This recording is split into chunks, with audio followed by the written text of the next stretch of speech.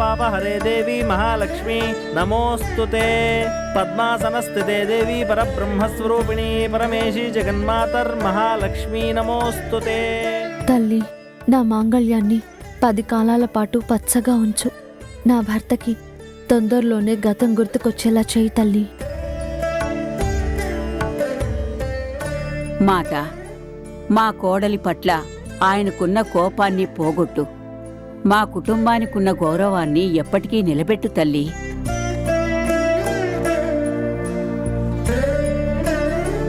ఓం అమ్మా, అక్షంతలు తీసుకోండి.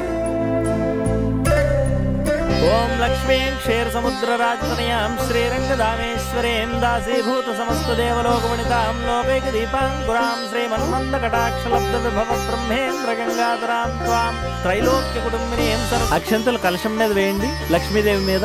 ఓం మమ అగ్నేవర్చోది హవేశ్వస్తు వయం ద్వేంధానాస్తనువంబుషేమా మహ్యన్నమంతాం ప్రతిశ్చతస్రస్త్వయాధ్యక్షేణ పృతనాజయేమా. మమ దేవావి హవే సంతు సర్వ ఇంద్రావంతో మరుతో విష్ణురగ్ని. చూసావా అయ్యా, అత్తాకోడళ్ళు ఆనందంగానే ఉన్నా పెద్దయ్య గారి ముఖంలోనే సంతోషమే కనిపించడం లేదు. ఏం చేస్తామే, ఎవరికైనా ఎవరి మీదైనా అనుమానం అనేదే పుట్టనే కూడదు. ఒకసారి పుట్టింది అంటే అగ్గిరవ్వ అడవిని మొత్తం కాల్చేసినట్టే. ఓం నారాయణాయ విద్మహే వాసుదేవాయ ధీమహి తన్నో విష్ణుః ప్రచోదయాత్. మహాదేవ్యై చ విద్మహే విష్ణుపత్న్యై చ ధీమహి తన్నో లక్ష్మీః ప్రచోదయాత్.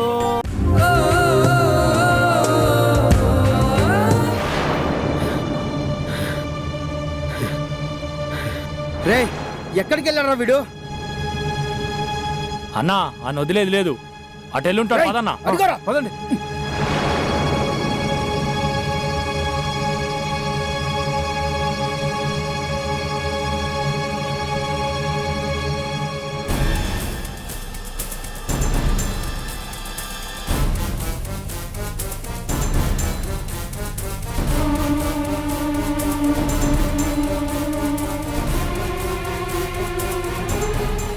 ఈ ప్రసాద్ని పట్టుకోవడం మీ తరం కాదురా.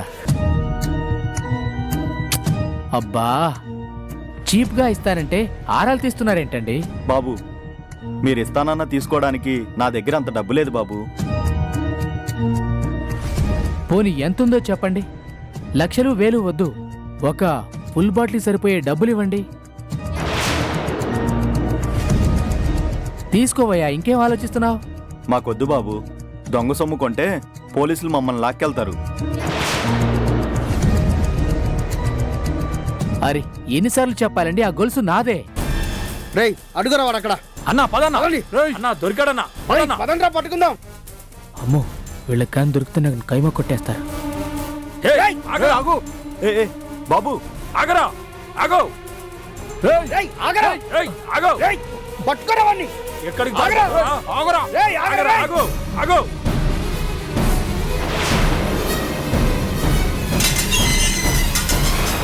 రేయ్, వాడు ఆ ఇంట్లోకే వెళ్ళాడు. పట్టుకుందాం, పదండ్రా. పద, పదన్నా.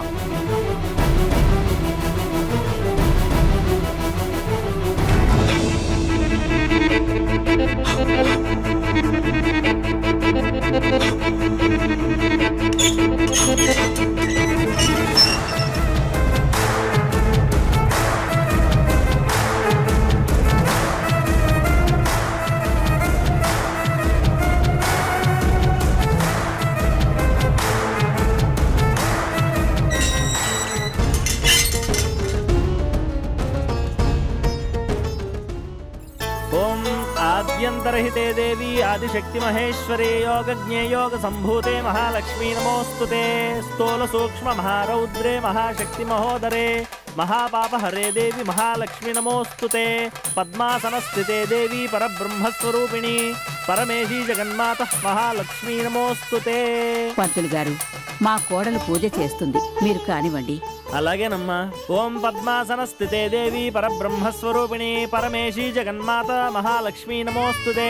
శ్వేతాంబరధరే దేవి నానాలంకార భూషితే జగస్థితే జగన్మాత మహాలక్ష్మీ నమోస్తుతే. శ్రీ వరలక్ష్మీ దేవ్యే నమః.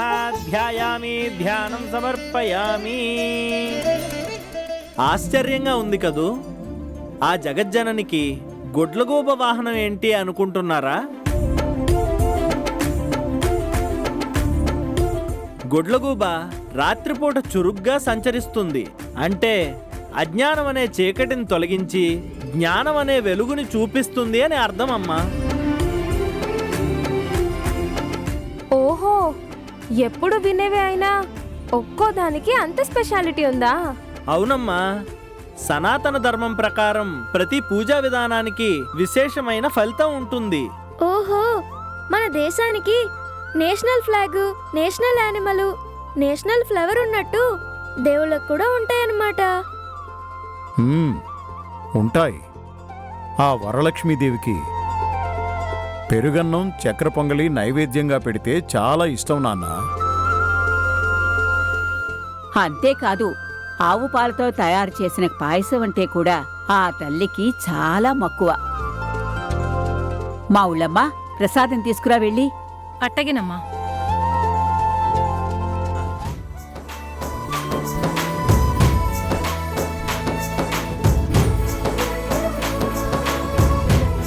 ఏంటమ్మా, అన్ని రకాల పూలు ఉన్నాయి కానీ ఆ తల్లికి ఎంతో ప్రీతికరమైన మందార పుష్పాలు లేవేంటి? తెప్పించలేదా? అయ్యో, మర్చిపోయినట్టున్నాను. ధ్యాస సక్రమంగా ఉంటే పద్ధతిగా అన్నీ గుర్తుంటాయి మరి.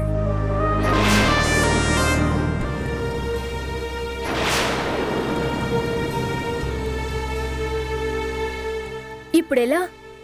మందార పూలు లేకపోతే పూజా ఫలం దక్కదేమో. ఫలితం దక్కకపోతే ఈ వ్రతం చేసుకున్నా లాభం లేదు.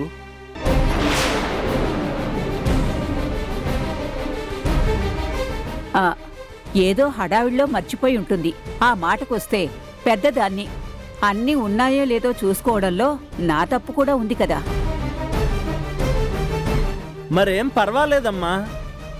ఏదో అలవాటు కొద్దీ అన్నాను. పూజలో ప్రతిదానికి ప్రత్యామ్నాయం ఉంటుంది. అవసరం లేదు పంతులు గారు. మా తోటలోనే మందార చెట్టు ఉంది. ఇప్పుడే వెళ్ళి నేను తీసుకొస్తాను. పూజకు కూర్చున్నాక లేవకూడదని చెప్పాను కదమ్మా. మీ తోటలోనే ఉంటే ఇంకెవరితోనైనా తెప్పించండి. ఏమండి, నేను వెళ్ళి మందార పూలు తీసుకొస్తాను.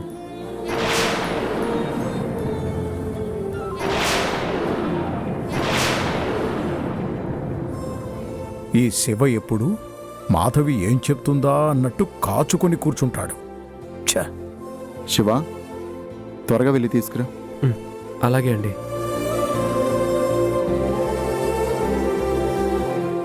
కాబట్టి మందార పువ్వు అంటే లక్ష్మీదేవి స్వరూపంగా భావించాలి. ఏ ఇంట్లో అయితే మందార చెట్టు ఉంటుందో ఆ ఇంట్లో వాళ్ళ మీద అమ్మవారి దీవెనలు ఎప్పటికీ ఉంటాయని నమ్మకమమ్మా.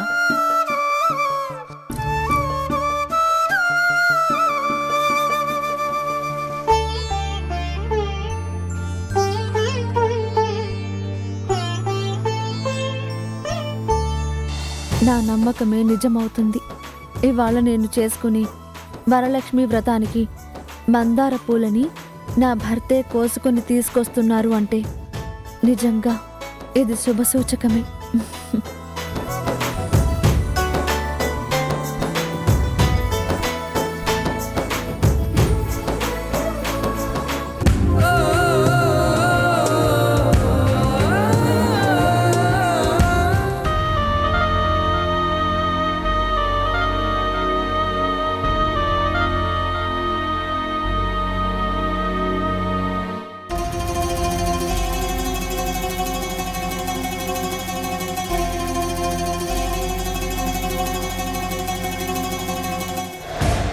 నా చెల్లికి ఇంత పెద్ద ఇల్లున్నా, బోలెడంత ఆస్తున్నా, అరే సొంత అన్నయ్యని నా ముఖాన 10 లక్షలు పడేసి ఏదైనా బిజినెస్ చేసుకోనొచ్చు కదా. ఛ!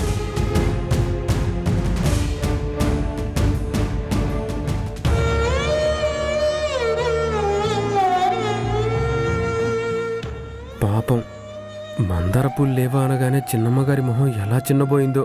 ఈ మందారాల్ని తీసుకెళ్ళి నా చేత్తో ఇస్తే ఎంత సంతోషిస్తారో.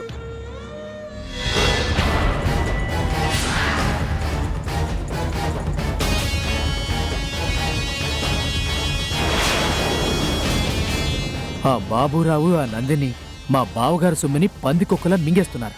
ఆ డబ్బంతా వాళ్ళు ఎక్కడ దాచారో తెలుసుకుని ఈ రాత్రికి నేను సీక్రెట్గా దోచేయాలి.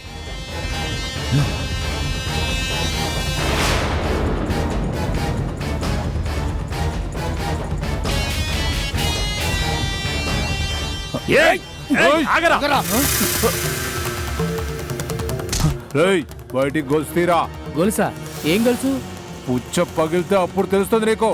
తీ బయటికి, తీరా.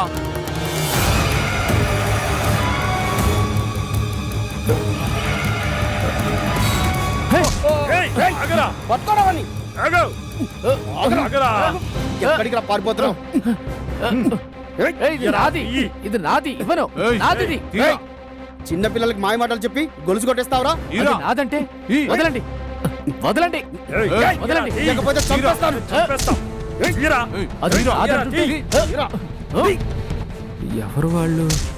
ప్రసాదును కొడుతున్నారెందుకు? వదలండి, బయటికి తీరా. వదలమంటుంటే. బయటికి తీరా. నాది.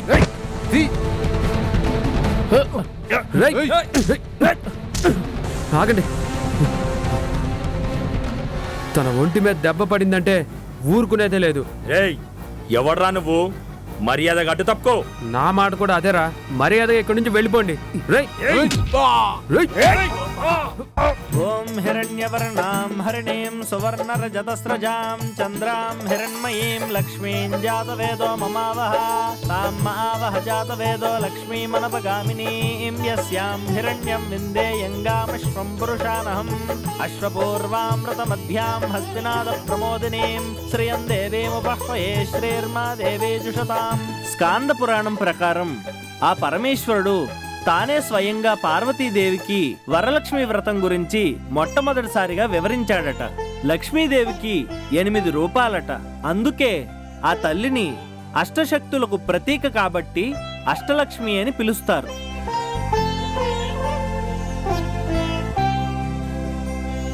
వరలక్ష్మి వ్రతం చేస్తే ఎలాంటి లాభం ఉంటుందో చారుమతి అనే ఇల్లాలి కథ వలన మనకి తెలుస్తుంది. పంతులు గారు, ఇంకా పూజే పూర్తి కాలేదు. మీరప్పుడే పతివ్రత చారుమతి కథ దాకా వెళ్ళిపోతున్నారేమిటి? అమ్మా, క్షమించాలి. మందార పూలు తెస్తానని వెళ్ళిన మనిషి ఇంకా రాలేదు కదా.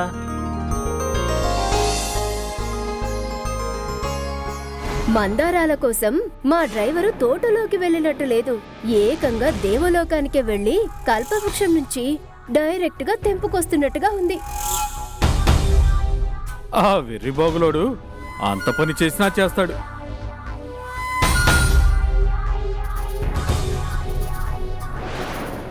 వెర్రిబాగులోడేంటి? చూడ్డానికి బాగానే ఉన్నాడు కదా. పైకి చూస్తే అందరూ బాగానే ఉంటారు, మేడి పండులాగా. లోపలికి తొంగి చూస్తేనే ఎలాంటి వికారాలు కనిపిస్తాయో తెలిసేది.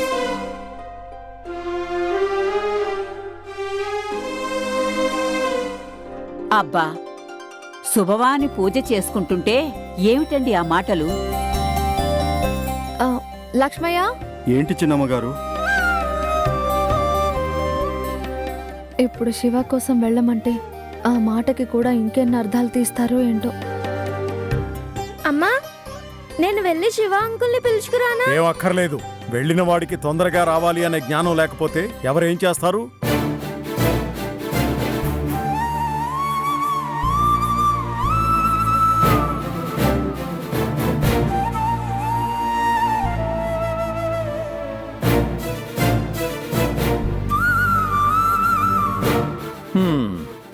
గొప్ప పనోడే దొరికాడు. వెనకటికొకడు మందులు తమ్ముని పంపిస్తే తిరిగి తిరిగి మాసికానికి వచ్చాడంట. బాబాయ్ గారు, ఏ మా డాడీ అన్న దాంట్లో తప్పేముంది? అసలు మనింట్లో అన్ని గొడవలకి కారణం ఆ డ్రైవర్ బాబే కదా. అబ్బబ్బా నందిని, నీకెప్పుడు ఏం మాట్లాడాలో కూడా తెలీదా? పార్వతి, నందిని చెప్పింది కూడా నిజమే కదా. ఎవరూ చెప్పకుండానే నేను తెస్తాను అని ఎగేసుకు వెళ్ళాడు కదా, మరింక రాడే?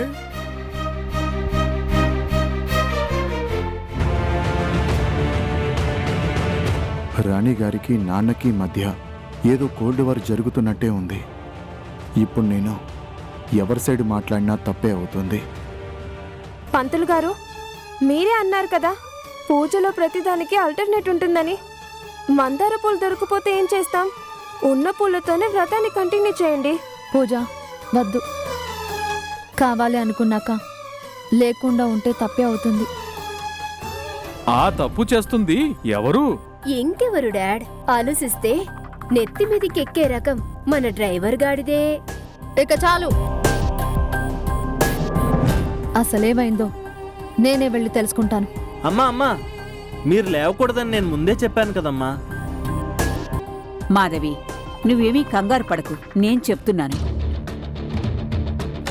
వదిన ఎప్పుడూ లేనిది ఎంత టెన్షన్ పడుతుందేంటి?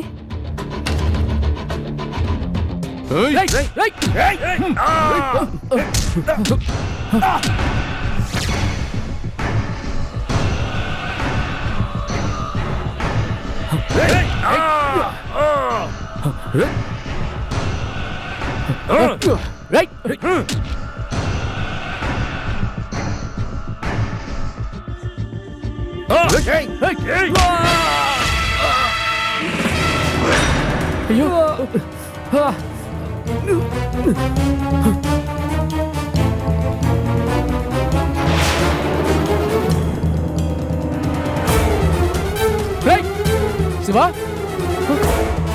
శివా,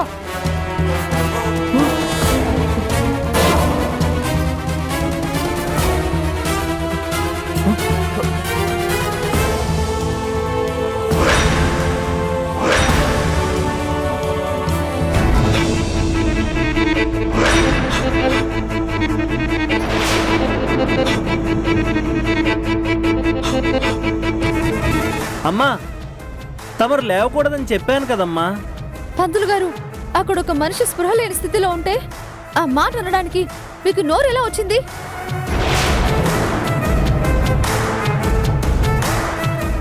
అక్క, పంతులు గారు చెప్పేది కరెక్టే కదా. ఆఫ్టర్ ఆల్ ఒక డ్రైవర్కి ఏదో జరిగితే పూజ మధ్యలోనే వదిలేస్తానంటావేంటి? అవ్వా, ఎవరైనా వింటే నవ్విపోతారు. ఇంటి ఇల్లాలు ఒక డ్రైవర్ కోసం ఇంతలా ఆరాటపడిపోవాలా? చిచి. బాబాయ్ గారు, మీరు ఇంకొక మాట మాట్లాడినా మర్యాదగా ఉండదు. జాగ్రత్త.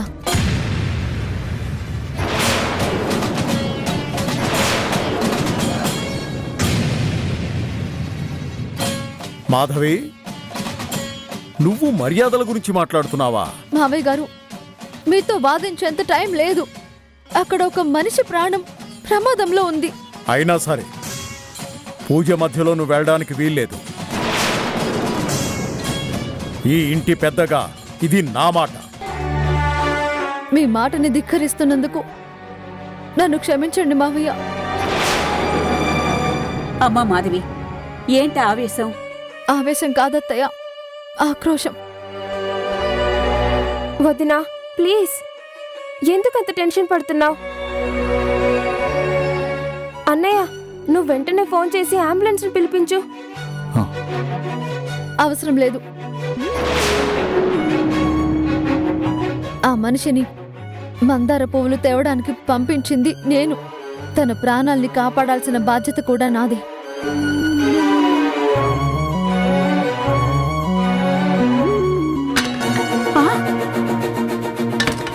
అయ్యో,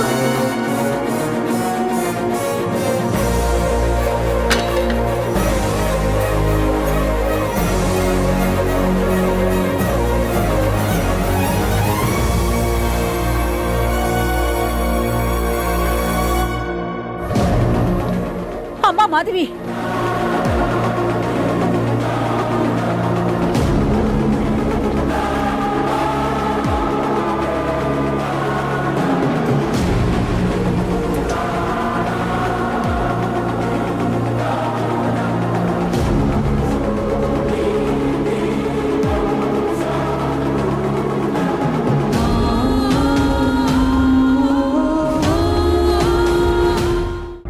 చూసారా మామయ్య, ఎంత అనర్థం జరిగిపోయిందో. ఏదో ప్రళయం ముంచుకొచ్చినట్టు మీ కోడలు ఆఘమేఘాల మీద అలా రచ్చరచ్చ చేస్తూ వెళ్ళిపోయింది. ఛ! ఇన్నేళ్ల నా జీవితంలో ఇలాంటి దారుణాన్ని చూడటం ఇదే మొదటిసారి. పోనీలేండి, ఈ శుక్రవారం కాకపోతే వచ్చే శుక్రవారం నాడు పూజ చేసుకుంటాం. ఏంటి పార్వతి, ఇంత జరిగా కూడా నీ కోడలు చేసింది తప్పని నీకు అనిపించటం లేదా?